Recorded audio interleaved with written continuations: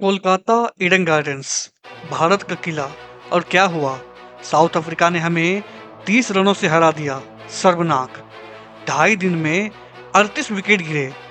हमें जीतने के लिए सिर्फ 124 रन का लक्ष्य मिला था, लेकिन हमारी पूरी टीम 100 रन भी नहीं बना पाई और 93 पर ढेर हो गई।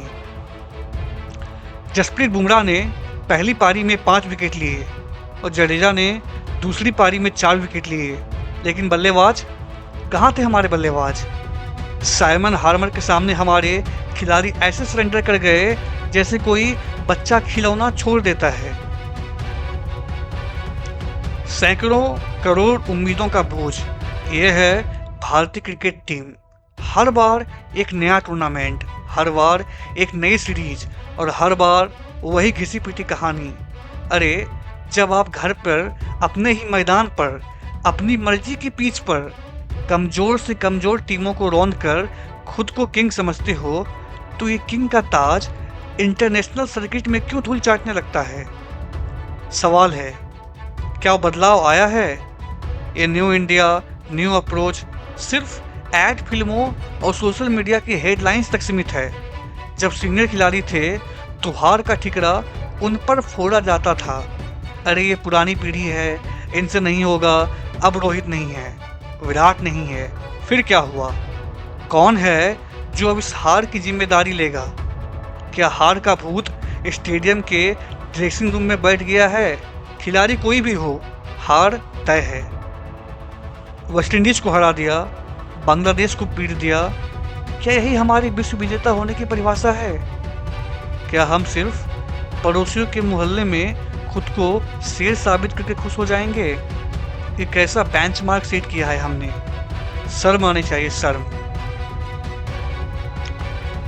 चलिए अब बात करते हैं उस बौना की।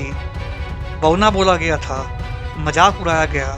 अरे, जज्बातों में बहकर जुबान फिसल जाती है, समझ में आता है, लेकिन जब मैदान पर वही बौना आपको नाप कर चला गया, तब कहाँ जाती है आपकी अकड़? टेम्पा बबुआ, कद काठी पर मत जाओ। उस बंदे ने अपनी क्षमता से जवाब दिया है। 55 नॉट आउट, एक एंड पर टिक कर पूरी टीम को समेट कर चला गया। ये होता है कप्तान, ये होता है कैरेक्टर। और ये सिर्फ एक मैच की बात नहीं है।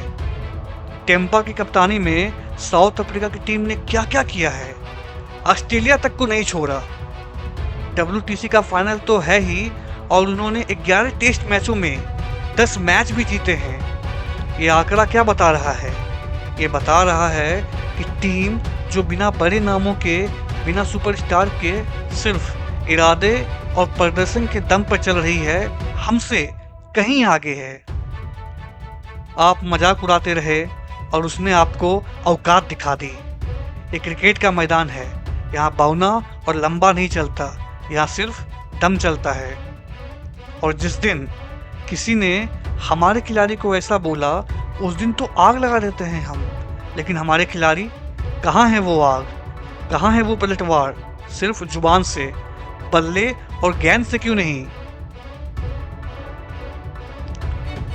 गंभीर ने सुंदर को 3 पर भेजकर टीम का पूरा संतुलन ही बिगाड़ दिया। पहले ही दिन बोला गया था कि एक गेंदबाज को इस्तेमाल नहीं कर पाएंगे, और हुआ भी वही। सुंदर से गेंदबाजी कराई ही नहीं।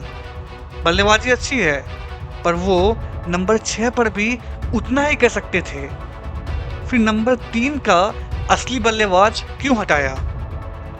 कोई भी बड़ा टेस्ट खिलाड़ी इस फैसले को सही नहीं ठहरा रहा, क्योंकि टीम अनसेटल हुई है। जिस टीम ने 15 साल से यहाँ टेस्ट नहीं जीता, वो 2.5 दिन में मैच लेकर चले गई।